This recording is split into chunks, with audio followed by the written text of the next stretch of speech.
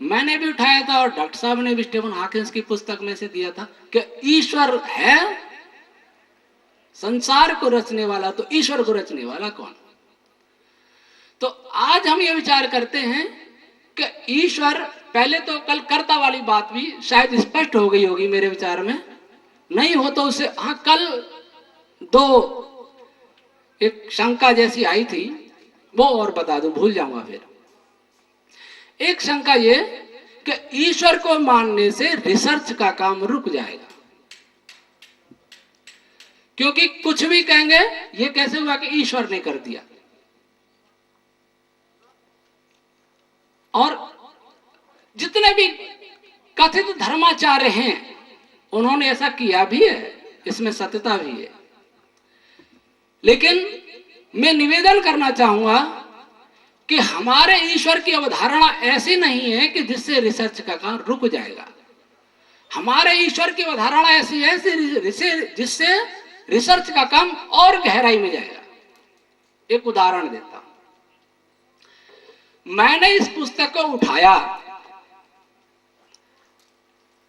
अगर कोई मेरे से पूछे आपने इस पुस्तक को कैसे उठा लिया, तो मैं ये नहीं कहूंगा कि ईश्वर की शक्ति से, मैं नहीं कहूंगा, रिसर्च का काम रुका नहीं।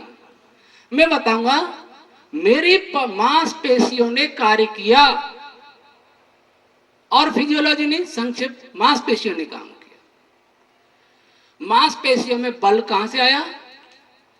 4 प्रकार के बल जो साइंस मानता है, उसमें मांसपेशियों में कौन सा बल कार्य करता है? वो बल है इलेक्ट्रोमैग्नेटिक फोर्स।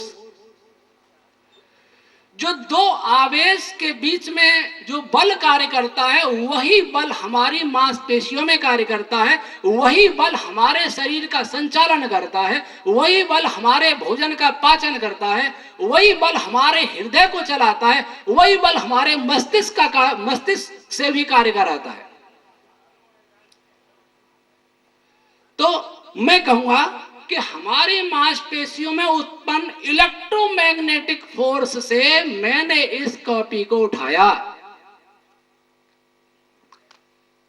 ये साइंस बता देगा। आगे फिर मैं कहूंगा कि इलेक्ट्रोमैग्नेटिक फोर्स क्या होता है,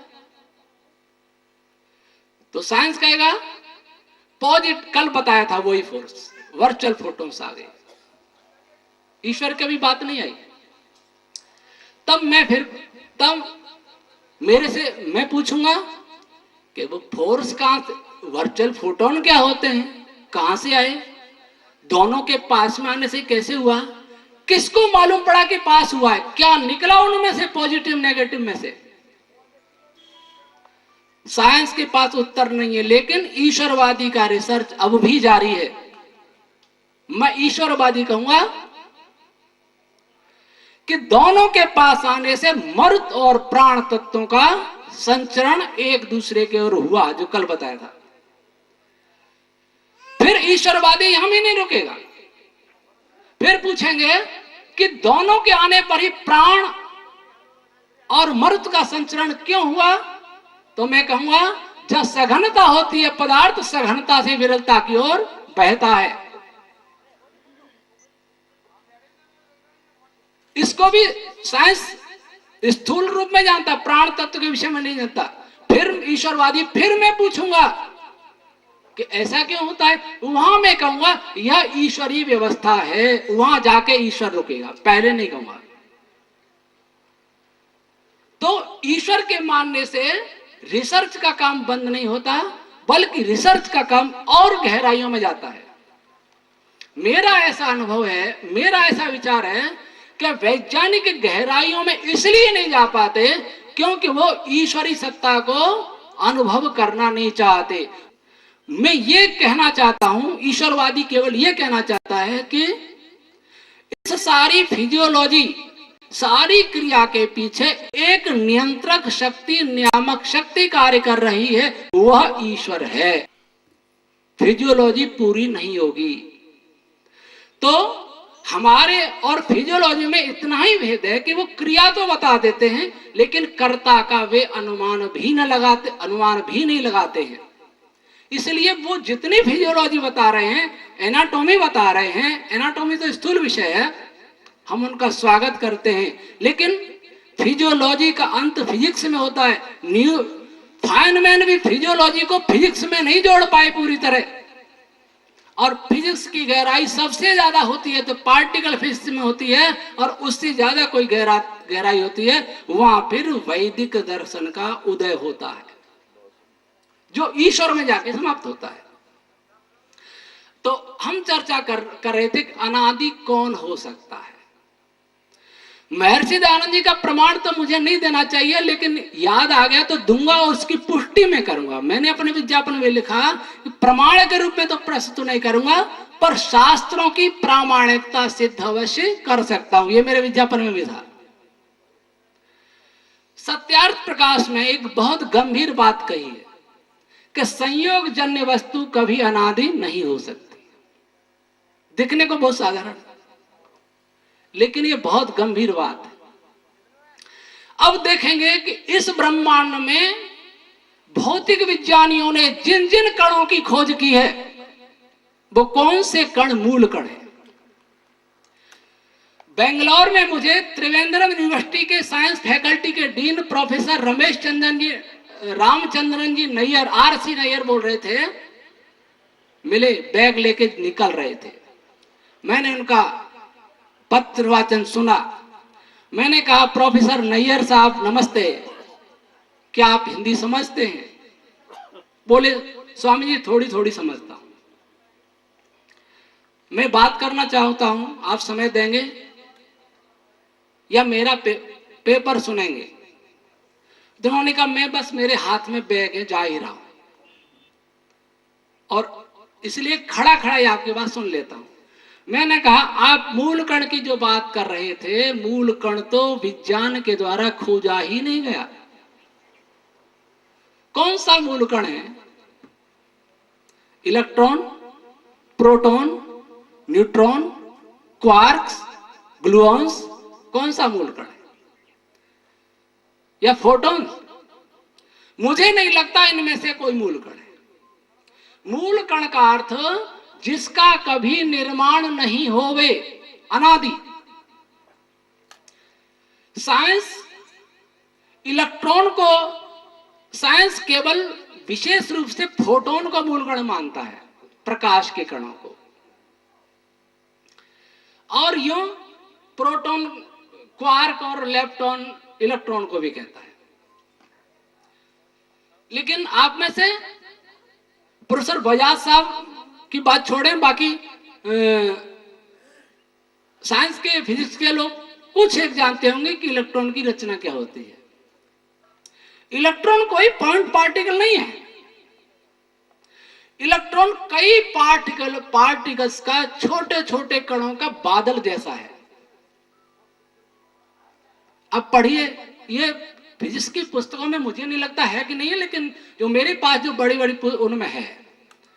चार्ज पार्टिकल बहुत सारे होते हैं, उनका क्लाउड जैसा लिखा है, और उसका जो टोटल चार्ज होता है वो इलेक्ट्रॉन का चार्ज होता है।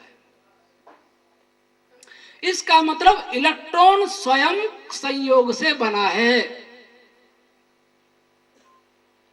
तब वो अनादि नहीं हो सकता। आप कहेंगे ऋषि दयानंद की हम नहीं मानते, उसका उत्तर मैं बाद में देता हूं। प्रोटॉन, प्रोटॉन को तो सारा जगत जानता है, क्वार्क से मिलकर बना है। और जिस फोटोन को हम कहते हैं एलिमेंट्री पार्टिकल, वह फोटोन एक विशेष शक्ति का जब होता है तो दो भागों में बट जाता है, इलेक्ट्रॉन और प्रोटॉन, इलेक्ट्रॉन और पॉजिट्रॉन। जो चीज दो भागों में डिवाइड हो सकती है, वो दो भागों से मिलकर बनती भी है और बनता भी है, साइंस भी मानता है। फंडामेंटल ये इलेक्ट्रोमैग्नेटिक फोर्स में भी जो वर्चुअल पार्टिकल होते हैं, उनकी भी एक बड़ी श्रृंखला फाइनमैन ने दी है, और फाइनमैन से ज्यादा दुनिया में इस विषय में कोई जानता भी नहीं था। वो इसी बात के लिए फेमस है, फाइनमैन डायग्राम। वर्चुअल फोटोन है, वो भी दो भागों में बट जाता है, वर्चुअल इलेक्ट्रॉन, वर्चुअल पॉजिट्रॉन। तो इसका मतलब फोटोन भी दो कणों से मिल सकता है, मिलके बना हो सकता है। क्वार्क एंटी क्वार्क से मिलकर बना हो सकता है। इसका मतलब हुआ कि फोटोन भी संयुक्त कण है, इलेक्ट्रॉन भी संयुक्त कण है, प्रोटॉन भी संयुक्त कण है, तब इनके एंटी भी संयुक्त हुए। विषय कठिन है, थोड़ा ध्यान से सुने, फिर सरल पर भी आऊंगा।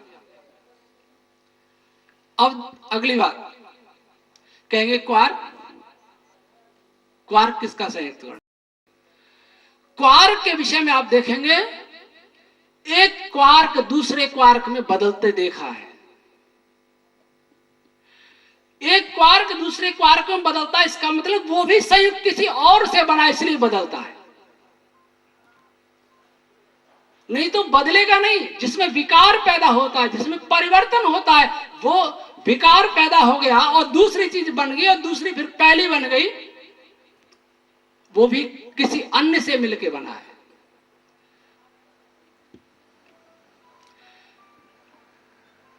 तो सभी संयोग जन्य कण हैं। विकार तो प्रकृति में भी होता है, मैं कण की बात कर रहा हूं। एक कण दूसरे में बदलता है तो वो फंडामेंटल नहीं है। अब संयोग क्यों अनादि नहीं हो सकता, इस पर गहराई से विचार करें। यह बहुत गंभीर बात है कि बहुत सारी चीजें मिलके बने, प्रोटॉन मानो क्लाउड रूप भी हो गया तो अनादि क्यों नहीं हो सकता। यह तो हम मानते हैं कि परमात्मा भी शून्य से उत्पत्ति नहीं कर सकता। यही तो ऋषि दयानंद की देन है, वेद की देन है, नहीं तो शून्य से उत्पत्ति हो रही है। बौद्धों का शून्यवाद, अद्वैतवाद का शून्यवाद, ब्रह्म से सब हो गया, या इस्लाम का शून्यवाद, लेकिन हमारे यहां शून्यवाद को कोई स्थान नहीं।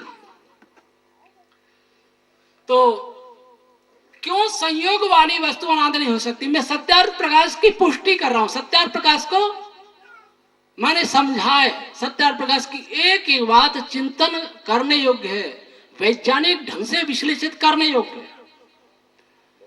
मान लीजिए दो कण हैं, ये धन और ऋण, कल वाली बात फिर आएगी। इन दोनों के बीच में हमारे ऐतरेय विज्ञान के आधार पर मरुत और धनंजय का प्रवाह हो रहा है। वैज्ञानिकों की भाषा में किसका प्रवाह हो रहा है ये पता नहीं है, पर उनको ये पता है कि वर्चुअल फोटॉन्स उत्पन्न हो रहे हैं। वर्चुअल फोटोन उत्पन्न हुए तो इसमें से कुछ पदार्थ निकला, कुछ रश्मियां निकली, जिसने वैक्यूम एनर्जी को प्रेरित करके वर्चुअल फोटोन पैदा किया। दो संयुक्त कणों के बीच में किसी बहुत सूक्ष्म पदार्थ का संचरण होता है, विनिमय होता है, उसी के कारण उनका संयोग होता है। ये दो हाथ, दोनों के मध्य में एक बल का संचरण हो रहा है, इसलिए बंधे हुए हैं। अगर ये संचरण नहीं होगा तो बल कार्य करेगा नहीं, यह साइंस ठीक कहता है, लेकिन उसके पीछे की सत्ता में नहीं जाता, यही गड़बड़ है। अब अगली बात, अगर प्रोटॉन और इलेक्ट्रॉन के बीच में संचरण हो रहा है तो उनके बीच में जो संचरित पदार्थ है, किसी भी कण के अंदर अनंत पदार्थ विद्यमान नहीं हो सकता। सूर्य से संचरण विकिरण जो आ रहा है वह भी अनंत काल तक नहीं आएगा। एक सेकंड में 40 लाख टन वजन कम हो रहा है, उसका ऊर्जा के रूप में आ रहा है। कभी न कभी सूर्य समाप्त होगा। संचरण होते होते फोटॉन्स के इतना विशाल सूर्य अगर नष्ट हो जाएगा तो प्रोटॉन, इलेक्ट्रॉन या धन और ऋण के बीच में जो संचरण होने वाला जो भी तत्व है, जिसको प्राण तत्व कह रहे हैं, वो और कुछ तत्व कह रहे हैं, वह संचरित होने वाला पदार्थ कभी न कभी दोनों के बीच में बैलेंस अवश्य करेगा। एक बहुत बड़ा बांध, भाकड़ा नांगल बांध है, उसमें छेद कर दे, इधर एक ऐसा ही बांध बना दो, खाली कर दो, बहुत पतली से उसमें बीच में एक नली लगा दो, बूंद बूंद पानी गिरे, भला ही बूंद बूंद गिरे, भला ही भाखड़ा नागल कितना ही बड़ा हो, लेकिन एक दिन ऐसा होगा कि दोनों बांधों में पानी का लेवल अवश्य बराबर हो जाए, पानी का प्रवाह बंद हो जाएगा। वैसे ही पॉजिटिव नेगेटिव जिनसे चाहे कोई भी कण बने हों, जिनको एलिमेंट ही कहते हैं, उनके बीच में संयोग जब होगा तो उस समय उस सूक्ष्म पदार्थ का विसरण संचरण होता रहेगा। होते होते एक दिन वह स्थिति आएगी कि वह संचरण बंद होकर के दोनों कण समान हो जाएंगे। इसका मतलब वो संयोग बिखर जाएगा, और संयोग बिखरेगा। जातस्य ही ध्रुवो मृत्यु ध्रुवम जन्म मृतस्य च। जो बिखरेगा वो कभी भी जुड़ेगा भी, जो बिखरेगा वो कभी जुड़ा भी था, हो सकता है जो अनंत काल तक जीवित रह सकता है। तो ईश्वर किसी के संयोग से नहीं बना, इसलिए ईश्वर अनादि है। कोई भी साइंस की दृष्टि से कहा हुआ मूल कण अनादि इसलिए नहीं है क्योंकि वो किसी न किसी के संयोग से बना हुआ है, जुड़ा हुआ है। इसलिए उसको संयोग करने वाला कोई और तीसरी शक्ति थी जिसने संयोग किया, और उस शक्ति का नाम ईश्वर है। और दोनों ही अगर शादी हो गए, दोनों ही जुड़े होंगे तो एक दूसरे को कैसे बनाएंगे? एक शक्ति ऐसी है जो कभी नहीं बनती, वो दूसरे उसको बनाता है जो कभी न कभी बनता है। अनादि शादी को बनाता है, अनंत शांत का विनाश करता है। तो ईश्वर को इसलिए नहीं बनाया क्योंकि ईश्वर किसी संयोग से बना नहीं है। बाकी सृष्टि का प्रत्येक कण वेव्स संयोग से बने। अब जीवात्मा बात करने की जरूरत नहीं है, सृष्टि केवल अप्रकृति। वैसा ही प्रकृति वह पदार्थ है, वह स्टेट है, पदार्थ की वह अवस्था है जिसमें किसी का कोई संयोग नहीं होता, जिसमें सब कुछ बैलेंस होता है, जिसको कहा साम्यावस्था। वहां न कोई क्रिया है, न कोई गति है, न कोई बल कार्य कर रहा है, जिसके लिए भगवान मनु ने कहा आसीदिदं तमोभूतम अप्रज्ञातम अलक्षणम अप्रतर्क्यम अविज्ञेयम प्रसुप्तमेव सर्वतः। जिसके विषय में तर्क नहीं किया जा सकता है। आपके तर्क क्यों नहीं किया जा सकता? मैं पूछता हूं, तर्क तो आप वैक्यूम एनर्जी पर नहीं कर पा रहे, तर्क आप इलेक्ट्रॉन के व्यवहार पर नहीं कर पा रहे, तर्क आप क्वांटम फिजिक्स पर नहीं कर पा रहे। क्वांटम फिजिक्स भी आइंस्टीन के लिए बहुत बड़ी समस्या थी। तर्क आप कणों की स्थिति पर नहीं कर पा रहे। हाइजेनबर्ग का अनिश्चितता का नियम क्या कहता है हम नहीं जान सकते। एक इलेक्ट्रॉन एक साथ किसी भी कण का संवेग और स्थिति नहीं बता सकते, ये अनिश्चितता का नियम है।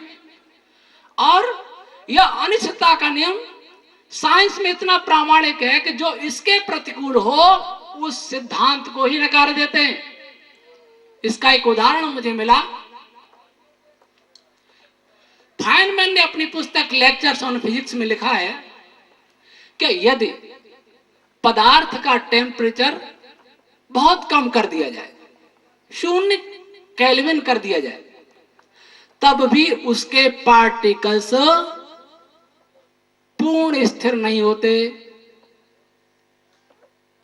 उसका तर्क क्या दिया कि पूर्ण स्थिर हो जाएंगे तो हम उन कणों की स्थिति और गति जान जाएंगे। गति 0 और स्थिर है तो वहां देख लेंगे यहां है। और यह ऐसा हो जाएगा तो यह हाइजेनबर्ग के अनिश्चितता के विरुद्ध होगा। अर्थात हाइजेनबर्ग के अनिश्चितता के विरुद्ध हो उसको मानो ही मत। वो अंधेर नगरी वाली बात है ना कि जिसके गले में सूली आवे उसी को लटका दो। जो हाइजेनबर्ग के नियम अनुकूल हो वही मानो,